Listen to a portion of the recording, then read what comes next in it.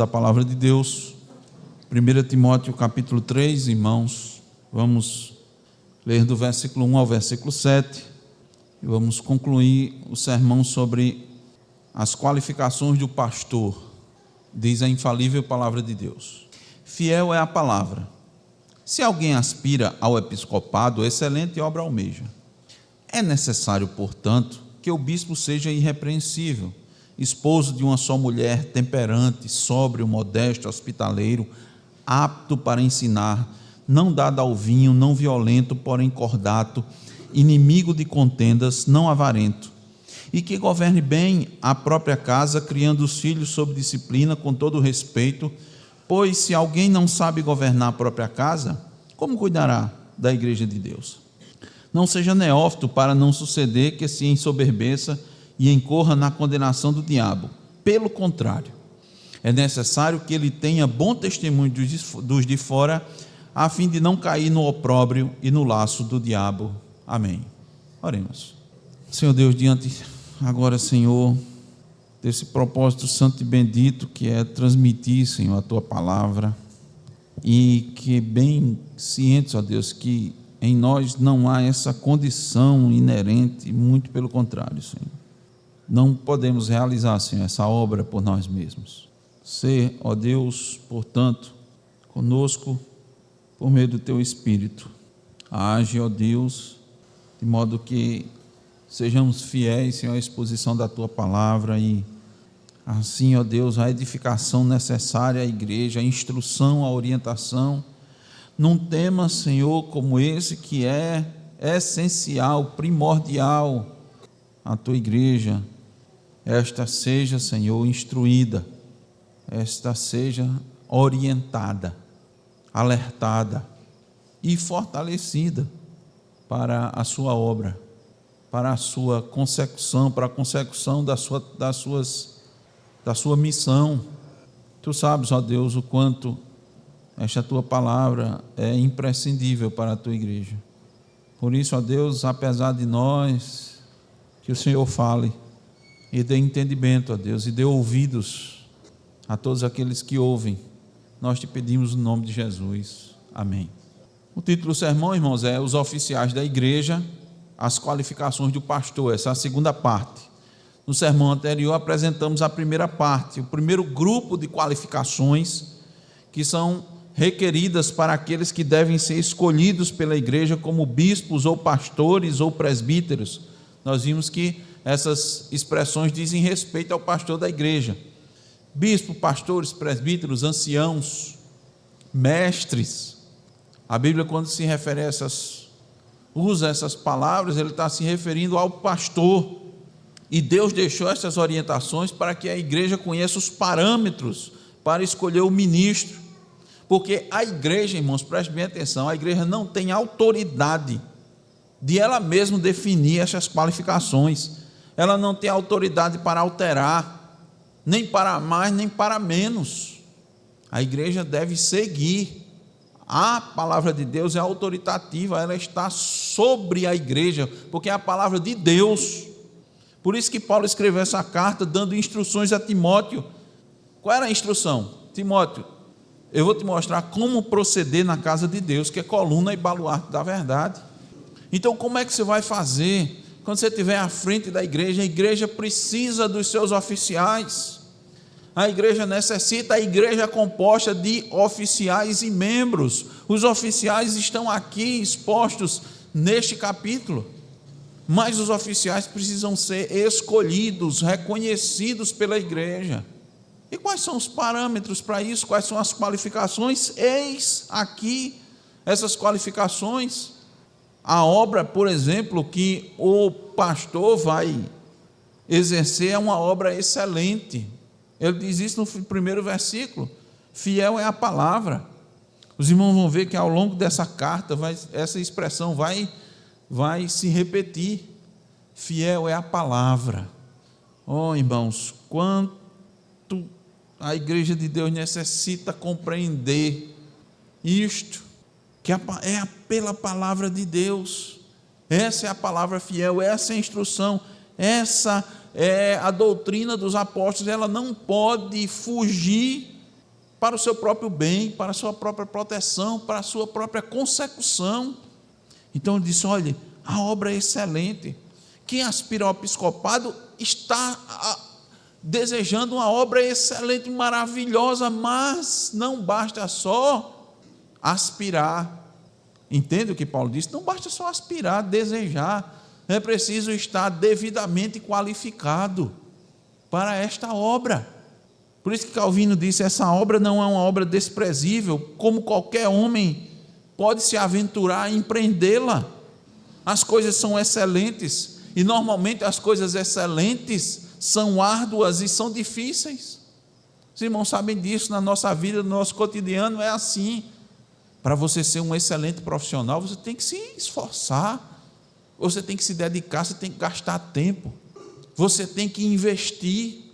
É por isso que uma seleção precisa ser feita na admissão dos bispos. É uma tarefa difícil. E Calvino até alerta, dizendo assim: quem almeja deve considerar cuidadosamente consigo mesmo, se você pode suportar um fardo tão pesado, porque o oficial ele precisa ser qualificado espiritual e moralmente para esta obra. E nós vimos, irmãos, o primeiro grupo de qualificações, que foi ter um caráter irrepreensível. Nós encontramos isso do versículo 2 ao versículo 3. Caráter irrepreensível significa alguém que não apresenta falhas ou outras razões para ser criticado ou repreendido. Caráter irrepreensível não significa perfeição, é impossível. Significa dizer que aquela pessoa que ou almeja, ou então a igreja está vendo nele o chamado, ela não pode ter condenações ou pecados conhecidos que manchem a sua imagem. E Paulo ainda nos ajuda a entender isso, mostrando o que é o caráter irrepreensível. Aí ele diz: primeiro, ser marido de uma só mulher. O que é que Paulo quer dizer com isso? De forma resumida, ele precisa ser fiel à sua esposa, ele precisa ser leal à sua única e exclusiva esposa. Ficam desqualificados quem casar novamente, mesmo divorciados, com a esposa ainda viva, fica desqualificado. Não pode ser. Ele precisa ser temperante. Temperante é uma pessoa sóbria, vigilante. Tem que ser uma pessoa que fica atento ao que ele fala. Não pode ser uma pessoa que é dominado pelos seus sentidos, pela sua vontade. Precisa ser sóbrio e modesto. Sóbrio é uma pessoa disciplinada, domínio sobre seus impulsos. Modesto é a pessoa decorosa. Ele tem uma postura, ele tem uma fala adequada. Ele não é uma pessoa soberba, ele é modesto. Ele também precisa ser hospitaleiro. Ele tem um espírito acolhedor, acolher qualquer um, acolher as pessoas, acolher a quem recorre a ele, ouvir, instruir, admoestar, não dado ao vinho. Não pode ser uma pessoa que tem descontrole sobre a bebida, não pode jamais, não pode ser dominado por isso, muito menos ser violento, uma pessoa já sempre pronta para brigar. Infelizmente muitos até ficam valorizando uma característica dessa, chamam até de valente, quando a pessoa tem toda a disposição para brigar. De forma nenhuma. Essa brigar aqui, irmãos, é briga mesmo, é usar os punhos, as mãos. Ele precisa ser, na verdade, inimigo de contendas, um promotor da paz. É aquele, como dizemos aos irmãos, dá um boi para não entrar numa briga, e se tiver numa briga, ele dá uma boiada para sair da briga. Ele também não é avarento. O que é um avarento? É uma pessoa que é ávida por ganhar dinheiro, ávido, desejoso de acumular riquezas. Nós aprendemos, irmãos, inclusive, que estas qualificações, elas precisam também estar presentes em todos os crentes. A igreja não pode ter essa perspectiva só do ministro, só do pastor, não. Pelo contrário, inclusive, porque essas qualificações devem ser refletidas na igreja. Então, essas foi o primeiro grupo de qualificações que nós vimos. Tem um caráter irrepreensível. Eu quero mostrar aos irmãos os demais grupos de qualificações. O segundo dele é ser um líder piedoso da família. ele precisa ter uma liderança piedosa da sua própria família. Isso está nos versículos 4 e 5, nós vamos ler novamente. E que governe bem a própria casa, criando os filhos sob disciplina, com todo respeito, pois se alguém não sabe governar a própria casa, como cuidará da igreja de Deus? Governar aqui, irmãos, no original tem um sentido de presidir ou superintender. E isso tem um sentido bem amplo, e essa é a ideia que o apóstolo Paulo deseja transmitir, porque o governo da casa envolve cuidado, proteção, ajuda, liderança, tudo isso. Governar a casa não é só botar comida na mesa. Muitos homens dizem isso: ele não tem comida, então tá bom. Não é isso não. A liderança envolve muita coisa: proteção, cuidado, atenção. Nós sabemos que o apóstolo Pedro diz que se o homem não participar da vida comum do lar, suas orações não são atendidas, sequer são atendidas. Então, o candidato, os pastores, precisam ser líderes que manifestam cuidado com o seu lar, porque eles vão ter cuidado com o rebanho. A família é a referência, porque a família é o primeiro rebanho do pastor. Evidentemente, Paulo está presumindo que o candidato seja casado e possua os filhos, porque, como nós dissemos anteriormente, isso é o ideal. Isso é o ideal para o ministro, visto que ele precisa ter habilidade para conduzir a igreja, tendo sua família como um espelho para tal. A família é o laboratório onde o líder vai ser forjado à luz da palavra de Deus, apesar de lembrar de novo aos irmãos que não é condição ser casado, mas é o ideal, porque se ele está falhando no seu dever familiar, ele não pode ser elevado ao posto de supervisionar a igreja. E infelizmente esse é um quesito onde muitas igrejas falham, porque eles estão com os olhos em outras qualidades do candidato, e acredita que uma coisa pode compensar a outra. Então muitos dão valor à eloquência, ao modo rebuscado de falar.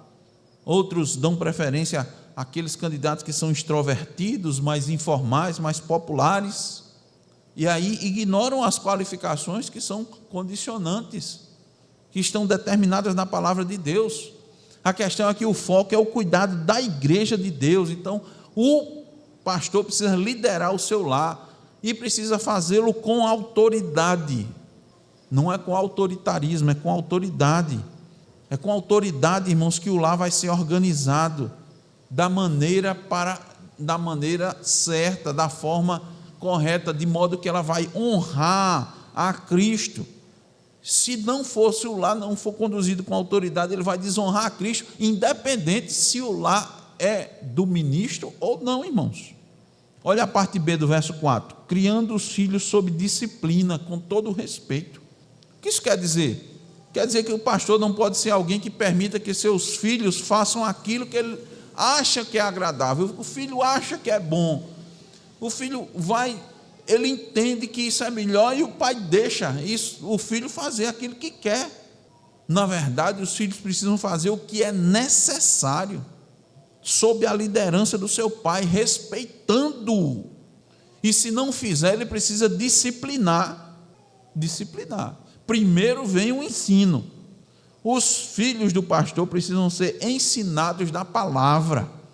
Os filhos de pastor precisam conhecer a lei e o evangelho, precisam ser ensinados, precisam conhecer a Cristo. O pastor precisa apresentar Cristo aos seus filhos. E se eles errarem, o pai vai mostrar, abrindo as escrituras, naquilo em que ele errou. É dessa forma que ele vai disciplinar, ele vai ter seus filhos sob a disciplina, porque desde a mais tenra idade eles vão ser instruídos, ensinados no caminho do Senhor, porque o pastor vai fazer o mesmo com a igreja. Olha, observem, vamos dar um salto, vamos lá agora para o capítulo 5 de 1 Timóteo. Observem, irmãos, as orientações que Paulo dá a Timóteo. Os irmãos sabem que Timóteo era um jovem, um delegado apostólico, um jovem pastor. Ele diz assim, não repreendas ao homem idoso, antes exorta-o como a pai, aos moços como a irmãos, as mulheres idosas como a mães, as moças como a irmãs, com toda a pureza. A relação familiar.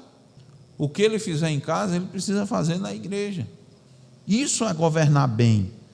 Ser um líder para seus filhos, de modo também que ele possa liderar a igreja. Conduzir seus filhos com amor, mas com firmeza, nos caminhos do Senhor, porque ele vai conduzir a igreja do mesmo jeito. Vai ter as ovelhas que vão precisar de orientação, instrução, conselho, mas vão haver ovelhas que precisam de disciplina, de exortação. Ele vai precisar mostrar, abrir a Escritura e dizer: meu querido, minha querida, esse caminho que você está trilhando está errado, essa postura está errada, essa atitude foi errada. Segundo a palavra de Deus, ele vai fazer isso com amor, mas com firmeza, com segurança. Isso é governar bem. Ele vai precisar governar a igreja, ele precisa governar bem a sua família. Essa é, na sequência, o segundo grupo de qualificações requeridas do pastor. O terceiro grupo é capacidade para ensinar. Veja, os irmãos, isso está no final do versículo 2, na parte finalzinha. Vamos ler o versículo 2 todo. É necessário, portanto, que o bispo seja irrepreensível, esposo de uma só mulher, temperante, sóbrio, modesto, hospitaleiro, apto para ensinar. Esse é um grupo, irmãos, de qualificações, porque há uma estreita ligação entre o ensinar e o aprendizado. Evidentemente que para ensinar é preciso ter antes uma disposição para aprender. Para ensinar é preciso antes ter aprendido ou ter um aprendizado contínuo e ininterrupto. Fala-se muito na educação de formação continuada. O pastor já sabe disso, irmãos, há muito tempo. Ele tem que aprender sempre. Toda semana ele está estudando, tem que estudar. Toda semana para alimentar a igreja, para instruir o povo de Deus. Porque, inclusive, a palavra de Deus é uma fonte inesgotável de conhecimento e sabedoria. Então, ele está constantemente aprendendo. E isso está estritamente ligado ao primeiro grupo de qualificações, quando mostramos que ser modesto, que é uma qualificação que ele precisa apresentar, ser modesto é também ser avesso à soberba, portanto, está sempre aberto a aprender, porque o soberbo acha que já sabe muito, o soberbo acha que tem pouco ou quase nada ainda a aprender com os demais. Às vezes o soberbo ele só curva a cabeça para quem está hierarquicamente superior a ele, para quem tem mais diplomas. O soberbo não se curva diante de uma ovelha para aprender de jeito nenhum. Mas o pastor não pode ter essa disposição, não. Deus fala e Deus pode usar perfeitamente a ovelha mais simples da igreja para lhe dar orientação, lhe dar instrução. Nós mostramos aos irmãos que foi o caso de Apolo. Como é que a palavra de Deus faz uma descrição de como era Apolo, mostrando as características de Apolo? Diz que era uma pessoa com grande capacidade de falar e era poderoso nas escrituras, mas ele ainda teve a disposição de ser ensinado por Priscila e Áquila. Priscila e Áquila identificaram áreas que podiam ser aprimoradas no conhecimento de Apolo, e ele foi aprender, apesar de estar pregando, ensinando, de forma a todos reconhecerem o seu conhecimento das Escrituras. Irmãos, os dons são concedidos por Deus, e esse dom é imprescindível ao ministro, ao bispo. Esse dom é imprescindível. A palavra grega traduzida como apto para ensinar é didáticos, de onde deriva a nossa palavra didática, né? Ela significa apto e hábil no ensino. Ainda citando o pregador de Genebra, ele diz que há muitos que, seja porque falham na sua enunciação, ou porque não empregam aquela linguagem familiar que se adapta às pessoas comuns, pessoas guardam na mente o conhecimento que possuem. Esse não está apto para ensinar. Não é necessário ter grande influência, Não é necessário ter profunda oratória, mas é preciso saber aplicar a palavra de Deus em benefício do povo. Os irmãos sabem de um pregador puritano que escrevia seus sermões e ele tinha um problema na vista, que ele tinha que colocar o papel assim bem pertinho, e ele fazia assim a leitura e consequentemente não podia nem se dirigir ao povo. Mas enquanto ele pregava, irmãos, o povo tremia nas cadeiras, nos bancos da igreja. Estando à frente da igreja, precisa ser alguém que saiba ensinar a palavra de Deus, como um mestre, que fale de modo que o povo entenda, que o povo compreenda, mesmo que seu vocabulário seja extenso, variado. Ele não deve estar usando palavras rebuscadas, do linguajar que é destinado muitas vezes a discussões acadêmicas ou teológicas. Agora veja bem, irmãos, não significa dizer que ele não pode citar uma palavra diferente, que não é do cotidiano das pessoas, mas à medida que ele fala, ele precisa explicar o significado dessa palavra, porque quando assim que ele fizer isso, todos vão crescer, né? Todos vão conhecer mais ainda, vão ter mais conhecimento.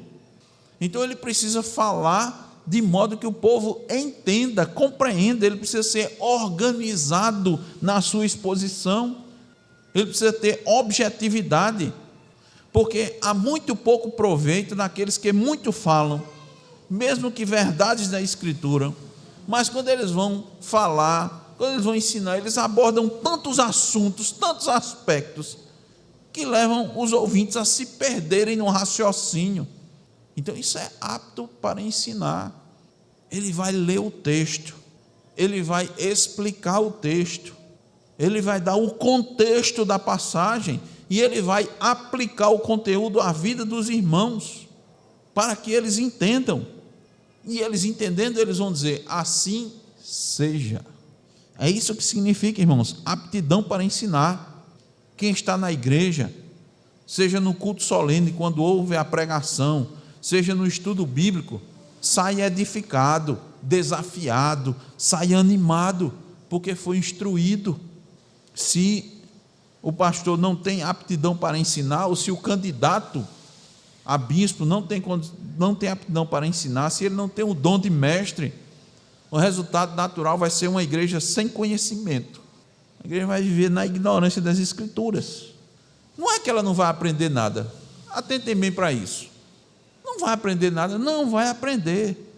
Vai aprender verdades isoladas, soltas, mas elas não vão conseguir fazer a conexão com os muitos ensinos e as doutrinas da palavra de Deus. Ele não vai conseguir enxergar aquilo que nós chamamos de harmonia da Escritura. Ele não vai conseguir enxergar o Evangelho. Ele não vai ver o proto-evangelho. Ele não vai ver o Evangelho ali no Antigo Testamento, nem vai ver a lei de Deus no Novo Testamento. Além de ser uma tristeza, isso vai ser um desastre muito grande para a igreja, um prejuízo sem medida, com consequências tremendas. Então a igreja jamais pode escolher, eleger, colocar alguém à frente que não seja apto para ensinar. O desastre maior, irmão, será na vulnerabilidade. A igreja vai ficar vulnerável aos falsos ensinos, aos erros doutrinários, às interpretações equivocadas, e pode ter certeza, vai ficar à mercê dos caprichos dos irmãos e do pastor. Capricho é o quê? Não, eu acho que é melhor assim, eu entendo que é melhor a gente fazer assado, e como nossa intenção, né, Deus leva em conta a nossa intenção, né, irmãos? O senhor fala assim, sem base bíblica nenhuma, irmãos. Então a igreja começa a ser conduzida sem base nas Escrituras. Então uma igreja que não tem um púlpito fiel, um púlpito forte, ela está condenada ao liberalismo teológico e a todo tipo de modismos. A igreja vai ficar, irmãos, susceptível à moda do momento, aquilo que tiver em alta, uma expressão que diz hypado. Então o que o pessoal começar a fazer lá fora e achar bom e estiver dando certo, a igreja vai adotar.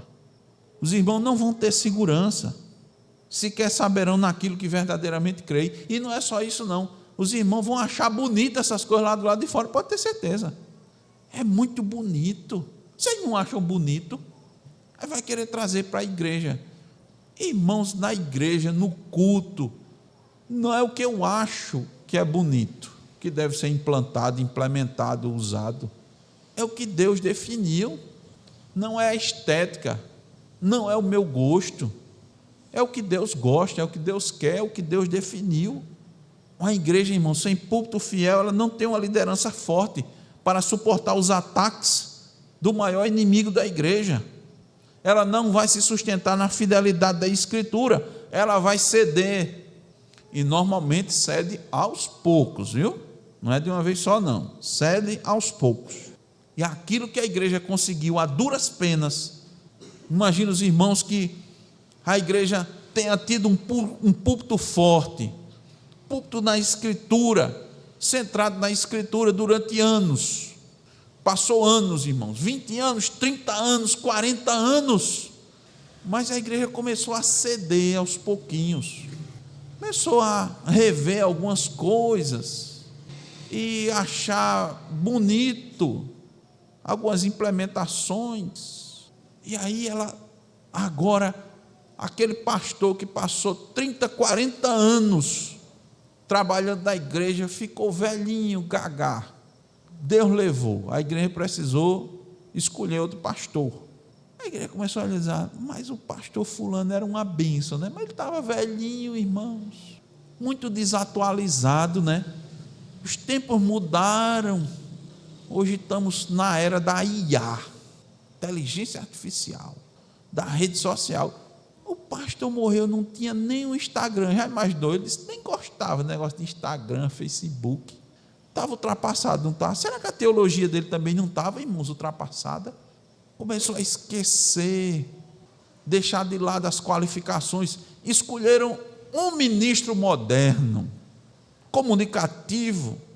A primeira coisa que fez foi criar um grupo no WhatsApp e fez o Instagram da igreja, botou aquelas postagens impactantes, irmãos, logo se animaram, olha só, que coisa bonita, mas não tinha firmeza, irmãos, tanta firmeza como o pastorzinho que passou 30, 40 anos, se fosse de outra igreja, ia dizer que Deus o tenha. Não importa, irmãos, não importa, a igreja jamais deve entregar seu púlpito a quem não é apto para ensinar, não importa a sua boa vontade, não importa seu testemunho que Deus o tem chamado, até mesmo se outros irmãos acham que ele é chamado, se ele não for apto e hábil para o ensino, não deve ocupar o púlpito da igreja. Quais são as qualificações do pastor? Hoje nós vimos liderança piedosa da família, capacidade para ensinar, em quarto lugar, maturidade espiritual. Veja o versículo 6, não seja neófito, não seja neófito. Neófito, irmãos, é alguém que tem pouco tempo de caminhada cristã, e também nesse quesito, muitas igrejas falharam, colocando pessoas sem experiência, sem maturidade espiritual. Não é difícil se enganar neste aspecto, sabe por quê? Porque tem pessoas, irmãos, que têm habilidades acima da média, no conhecimento, na didática. A carência é tão grande nas igrejas, o despreparo da membresia também é tão grande, que quando uma pessoa jovem apresenta certos predicativos, pouquíssimos resistem e lhe entrega logo o púlpito. Mas rapaz, olha a habilidade, olha a capacidade desse jovem. E às vezes, se não são jovens de idade, são pessoas novas convertidas, pouco tempo, 1 ano de conversão, nem completou 2 anos de conversão, mas está vendo como ele tem a capacidade de pregar. Ouçam bem, meus irmãos, ouçam bem, atentem bem para isso. É até possível, preste bem atenção, é até possível que a igreja consagre um jovem ao pastorado, e ele tem apresentado todas as qualificações, mas nós entendemos que jamais ele deve ser colocado logo à frente da igreja para conduzir a igreja, de imediato, não deve fazer isso. Preste bem atenção, se ele apresentou todas as qualificações, mas ele ainda é muito jovem, o que é que ele deve fazer? Ele precisa ser mentorado por um pastor mais experiente, que deve acompanhá-lo, que deve conduzi-lo nos primeiros passos do ministério.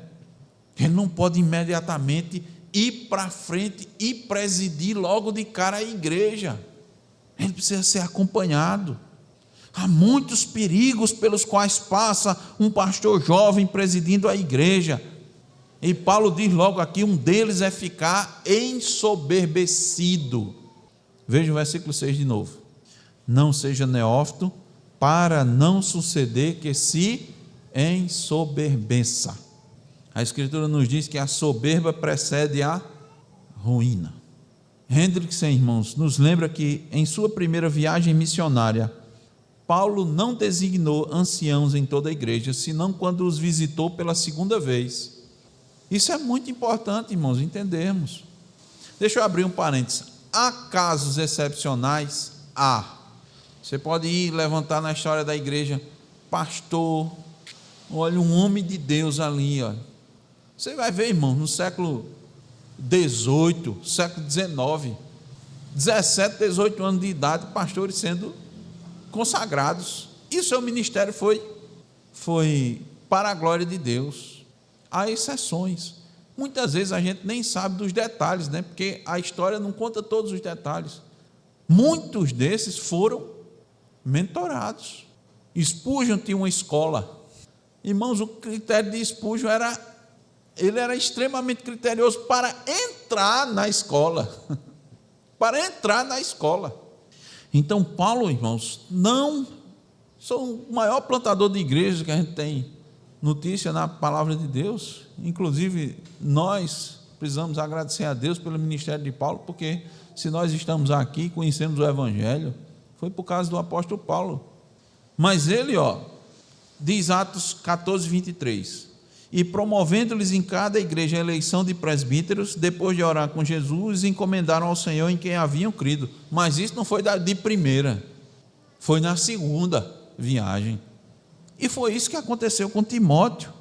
Timóteo não foi ordenado logo após sua conversão, só na segunda viagem.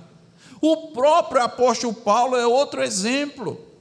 Paulo, irmãos, primeiro aprendeu de Cristo, ele diz lá em Gálatas 1, 12 e 13, em 1 Coríntios 11, 23, se lê muito, né, no momento de ser, diz, eu ensino a vocês o que aprendi do Senhor, não foi? O que eu aprendi do Senhor, isso também vos entreguei, vos ensinei.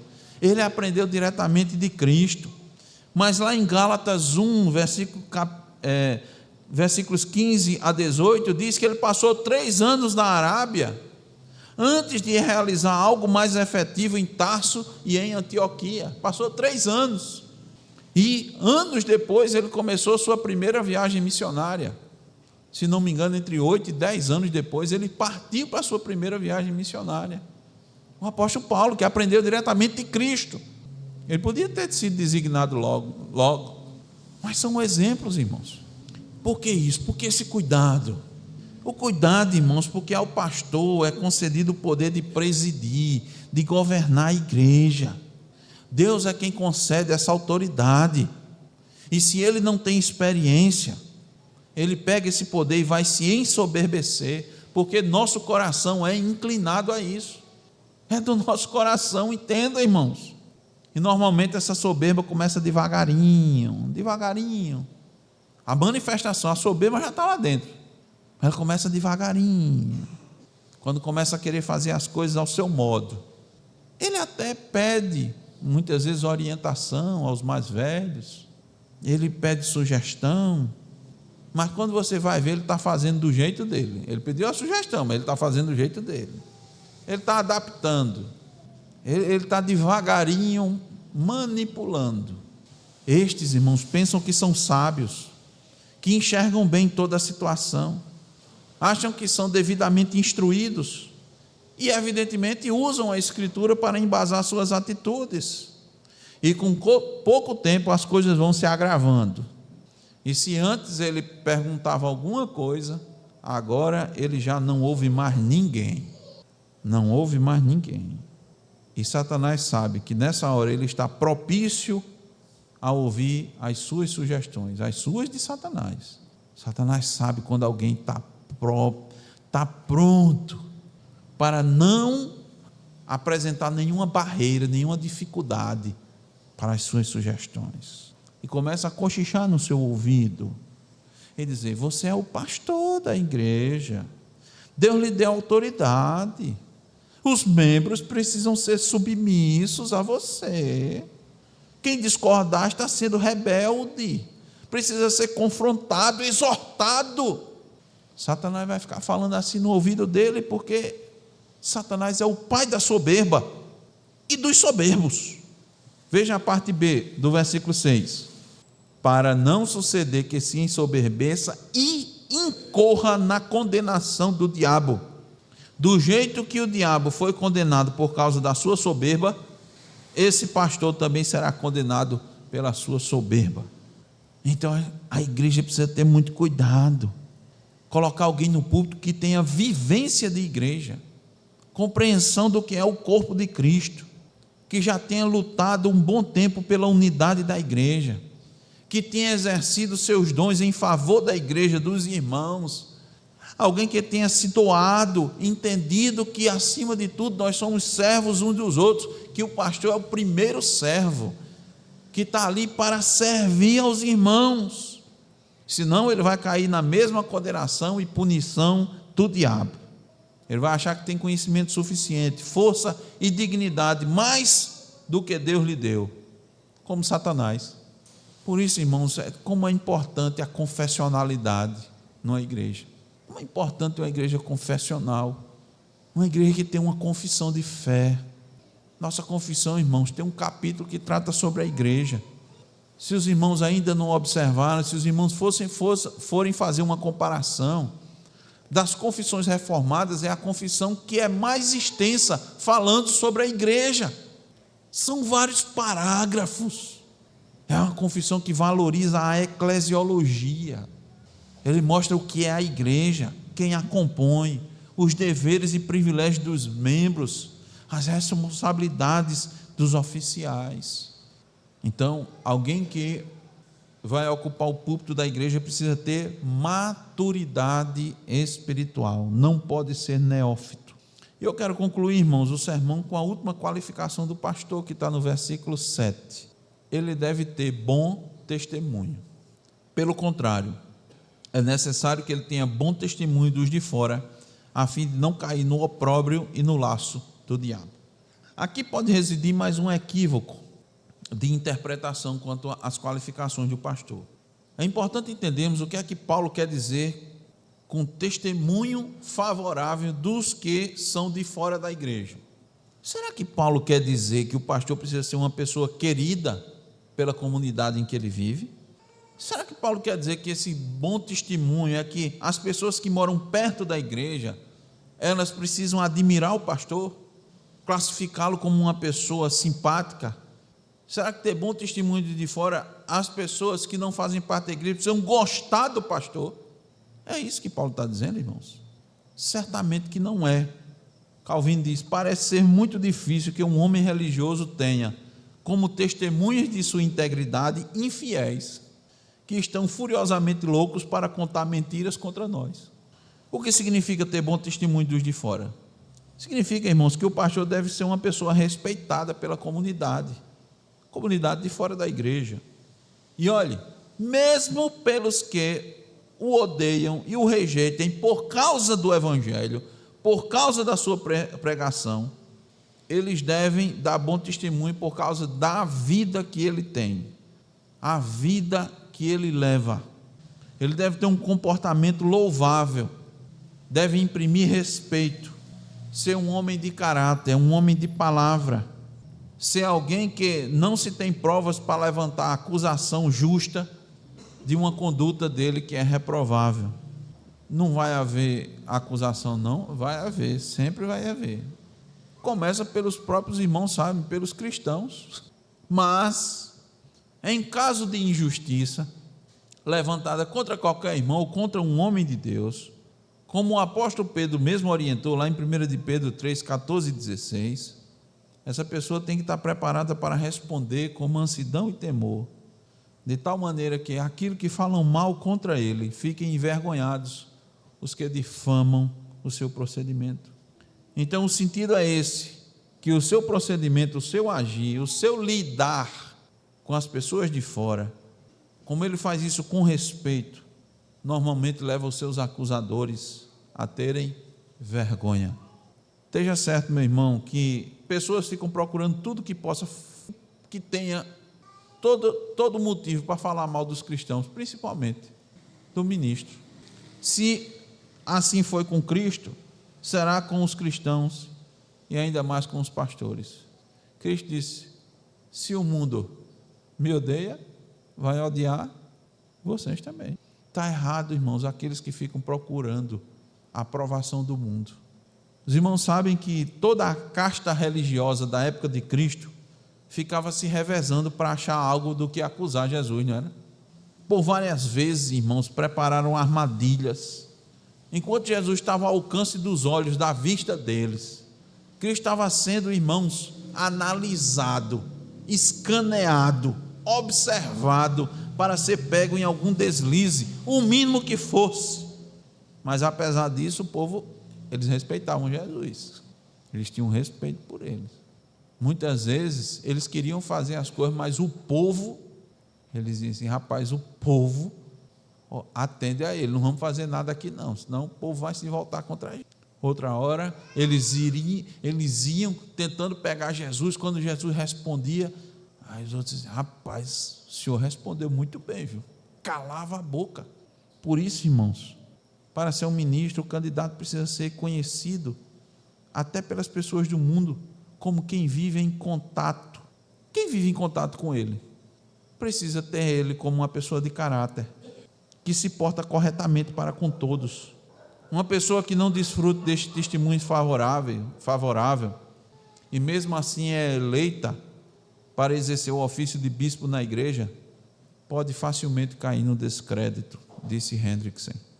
Por isso que Paulo disse, olha o finalzinho do versículo 7, a fim de não cair no opróbrio e no laço do diabo. Se for alguém que não tenha bom testemunho, irmãos, ele vai ser motivo de zombaria por parte dos de fora. Como vai ser mais facilmente laçado por Satanás. Satanás vai levá-lo a pecar ainda mais. Lembra que eu disse antes aos irmãos, Satanás vê que ele está propício a escutar as suas sugestões, ele caiu a barreira, o filtro, e Satanás vai levá-lo a cometer pecados cada vez mais escandalosos. Não duvide não, irmãos, que isso ocorra, porque a tendência é o endurecimento do coração. A tendência normal é o coração se endurecer. Isso vai ser uma tristeza para a vida dessa pessoa, como para a igreja. Concluindo, irmãos, Deus deixou por meio do apóstolo Paulo as qualificações para que a igreja reconheça e escolha aqueles que o soberano qualificou para ocupar seu púlpito. Essa questão é de suprema importância para a vida da igreja, de suprema importância. As igrejas que não atentarem para estes ensinamentos podem receber da parte de Cristo o mesmo diagnóstico que recebeu a igreja de Sardes. Eu vou ler para os irmãos.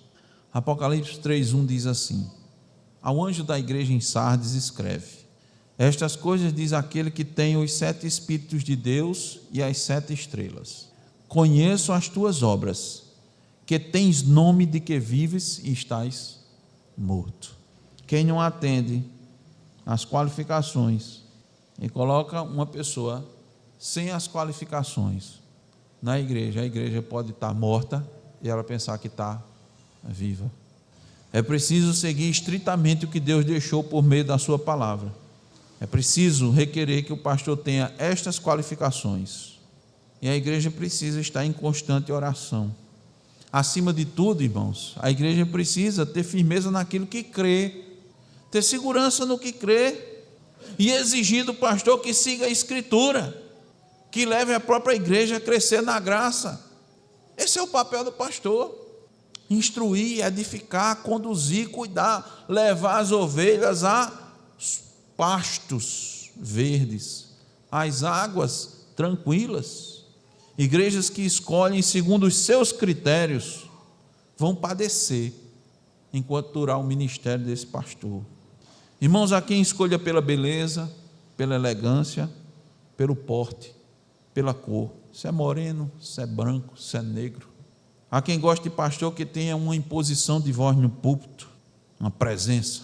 Aquele pastor tem uma presença. Quando chega, todo mundo nota. Outros só querem escolher pela simpatia. Outros até desviam os olhos do pastor, miram na esposa.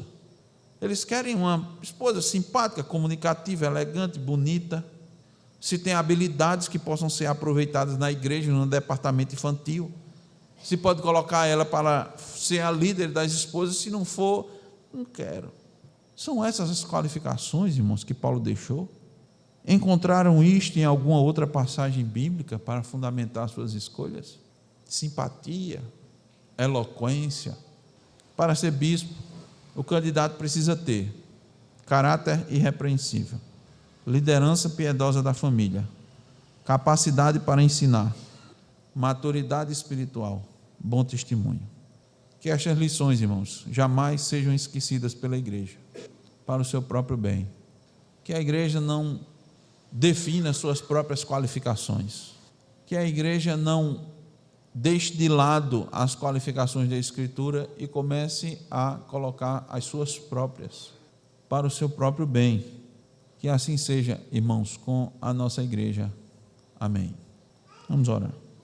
Eis, ó Deus, a Tua palavra, eis, ó Deus, as verdades, ó Deus, contidas nela. Eis as instruções, como proceder, Senhor, na Tua casa. Que o Teu povo, ó Deus, jamais esqueça daquilo que é requerido e necessário para o bispo. Assim como, ó Deus, sendo da Tua vontade e do Teu querer, sejam expostas também as qualificações para os diáconos. E a igreja seja madura, se torne madura, fique madura, Senhor, nesses quesitos, para que ela não sofra, que ela tenha segurança, porque ministros vêm e vão, mas a igreja fica. Os ministros morrem, a igreja aumenta, multiplica, e esse é o nosso desejo, e precisa de outros ministros, mas que ela tenha segurança, ó Deus, e firmeza. Que se porventura, ó Deus, vier um candidato ou candidatos que não sejam adequados, que não sejam qualificados, que a igreja possa rejeitar. Se porventura, ó Senhor, haja mudanças, que a igreja tenha firmeza, segurança naquilo que crê, que não aceite modismos, inovações. Somente a Tua palavra, ela é suficiente, ó Deus. Para que invenções de homens dentro da igreja, ideias, sugestões que vêm de Satanás, sejam barradas, ó Deus. Fortalece a liderança desta igreja, para que tenha firmeza, convicção naquilo que crê, para que livre, Senhor, a igreja de homens perversos e maus que desejam ocupar os púlpitos. Livre a igreja de falsos mestres. Livre também até, ó Deus, quem sabe de irmãos bem intencionados, mas que não têm maturidade, sabedoria, as qualificações ainda adequadas para ocupar, Senhor, o púlpito. Ajuda-nos, ó Deus, para a glória do Teu nome. É o que nós te pedimos em nome de Jesus. Amém. Amém.